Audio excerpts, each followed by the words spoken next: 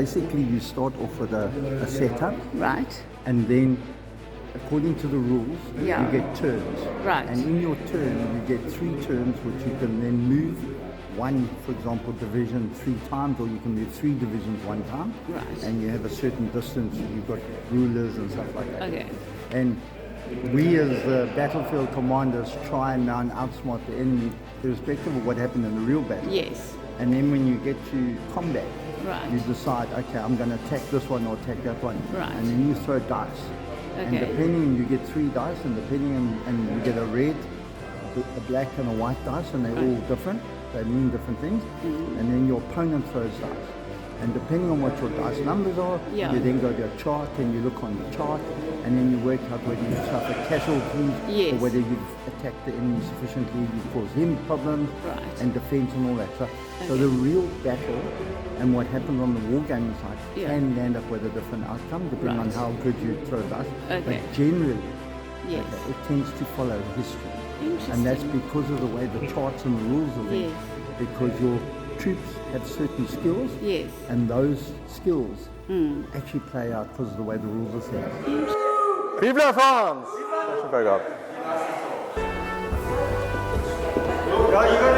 Let's not take it too serious, Anthony. You're going to lose. This is the way it is.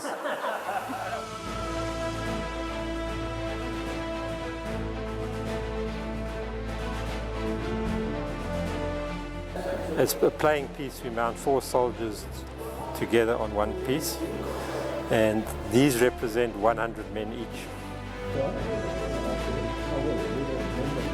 So what's happening now is the British cannons on the hill are firing at the French who are advancing.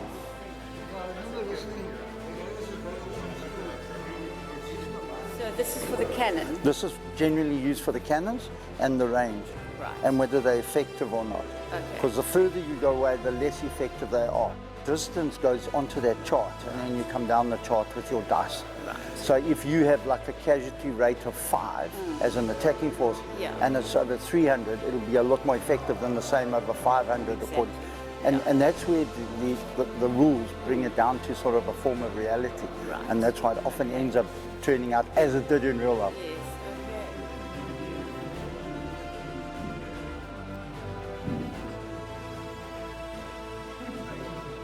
From a total idiot, I'm seeing that the French are doing really well, and they're a little bit more aggressive. Well, I can see our extreme long-range aim is surprisingly good. Well, that's good. The force of the rounds hitting the other side, not so much. Right. As the umpire experiencing that the French are taking a hammering. The French are taking a hammering. So that they're forfeiting their artillery advantage to the British. Okay.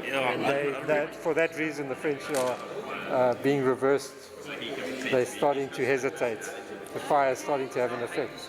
We didn't use your artillery. That's the rumour that's going around. Artillery's coming up now.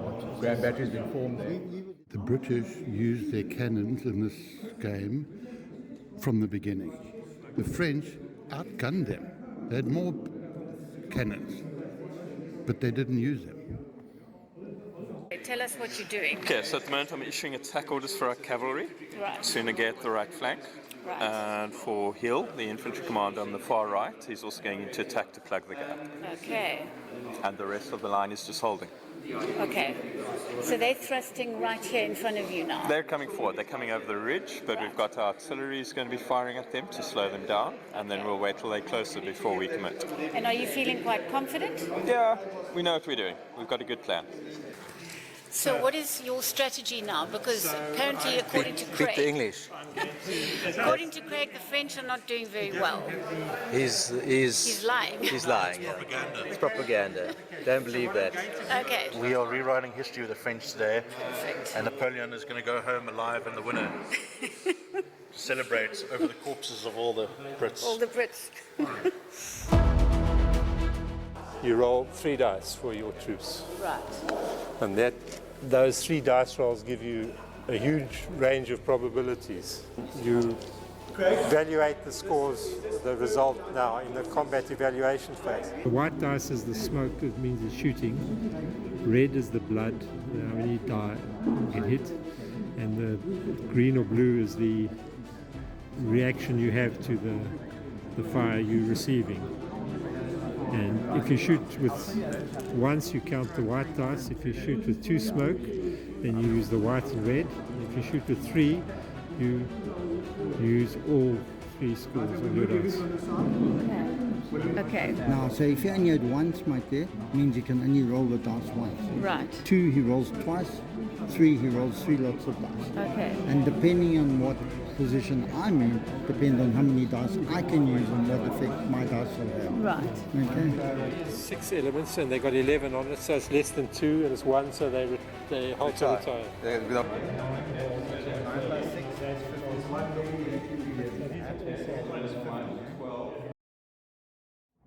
The lead elements of the Prussian army are arriving on the battlefield in the French rear. They're still in the wood of Paris. Are you a general? I'm worse than that. Oh. Are you I'm the butcher. I'm the butcher of the fields. Germans arrived late and slaughtered the French. So how's the war doing? Oh, I'm English. Oh, you're English. For sure. So we're not too sure about our German allies. Okay. We don't know if they're coming or going. Okay. What's happening now is the Prussians have been fighting a battle. They lost the battle 2 days ago. Right. And then they retreated from the battlefield, but the French didn't follow them, so they didn't know which direction they went. They presumed they went back to Prussia, but actually they went north and they rallied at a town called Waterloo.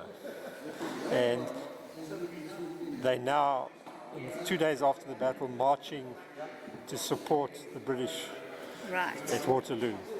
And the French don't know they're coming. Napoleon is smiling. He's got a secret plan up his sleeve. Exactly. Just ask you, how's it going here? Who's... Does your microphone, Look French. does your microphone pick up facial expressions? Loud. It's a slow advance and the action will kick in another couple of moves. But at the moment, all the British have got to do is stand and fire. And all we've got to do is take fire and keep moving. But you've got a strategy. Yeah. Straight frontal and hold off the Prussians on the right. Right, okay. And the Prussians are arriving as we speak. Yeah. That's fine. We've got lots of artillery to welcome them when they arrive. Lovely. And we've moved over half the guard. So we'll hold that flank. But it's in the centre, we'll break them. Or not. Okay. We've got to get men on those guns. But do you know how many Prussians are coming? No clue. Because you see, the problem on the day was we sent a French diversionary force to keep them busy.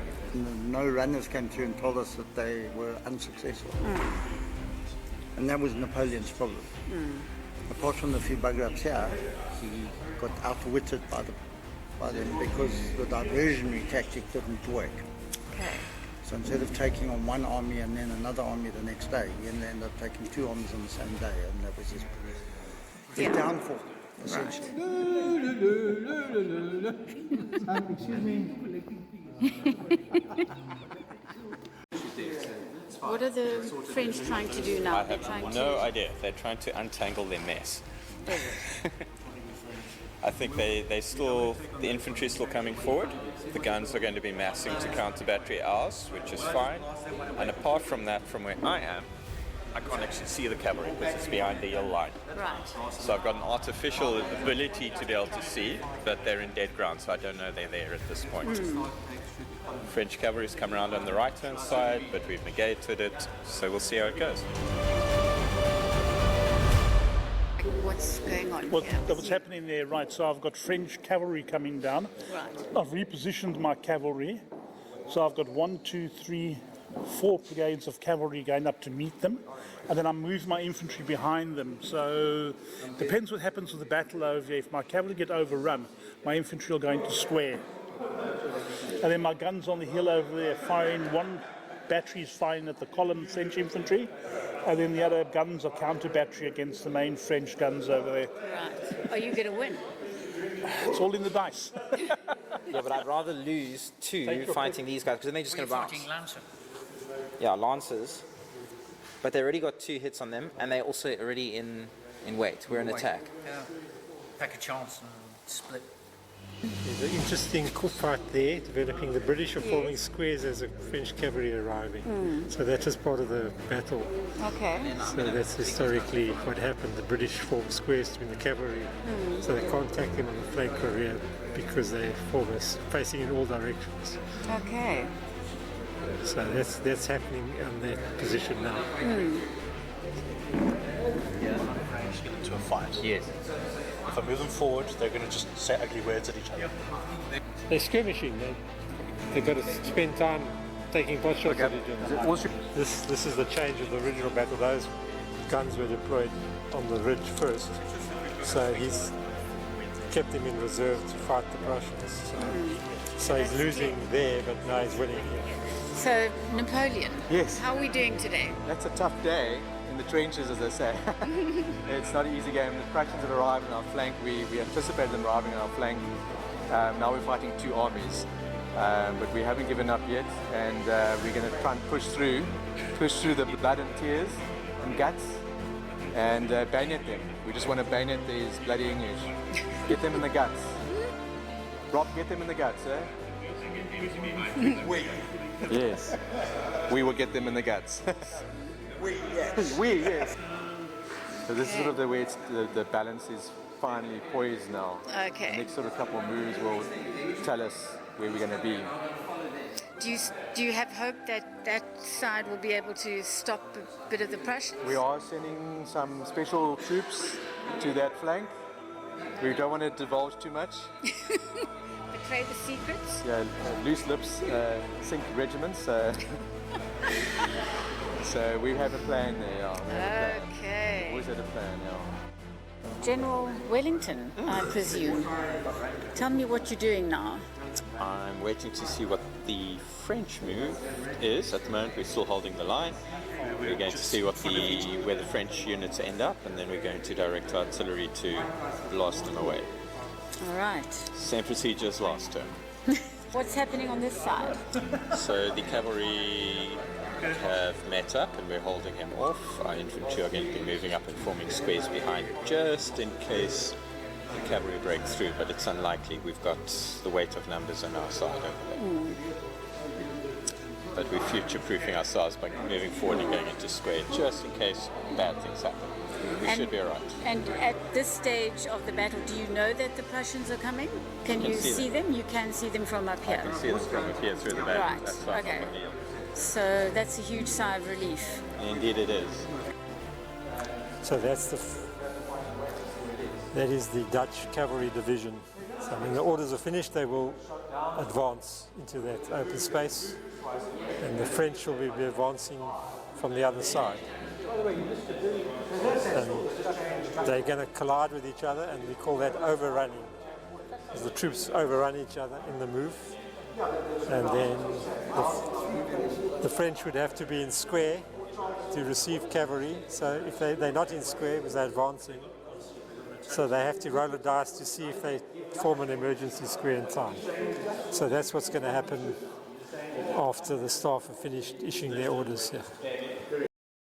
We're reaching the stage where the troops are overrunning each other. So the French advance is now hitting the British line over there, and the British are counter-attacking here on this flank. And the British artillery are firing.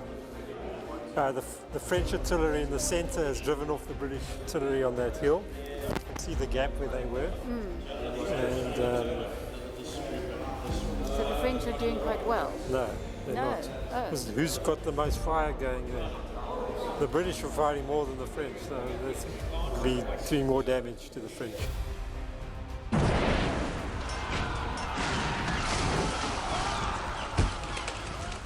Supported by light cavalry on the British side, 2 units versus 4, and they fought each other to a standstill, so they both looking at each other now. They've recoiled, So we wait and see what happens on the next move.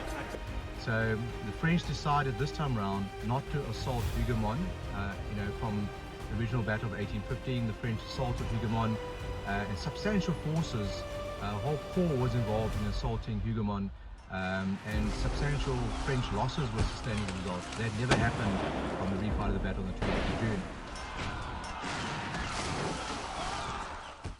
So again, the outcome is fairly historical in that the victory again is for the Dutch Anglo-English forces with the Prussians, because it's really difficult if you on the French side trying to win the battle with the Prussians arriving on your right flank and having to put forces there to assist with the right flank.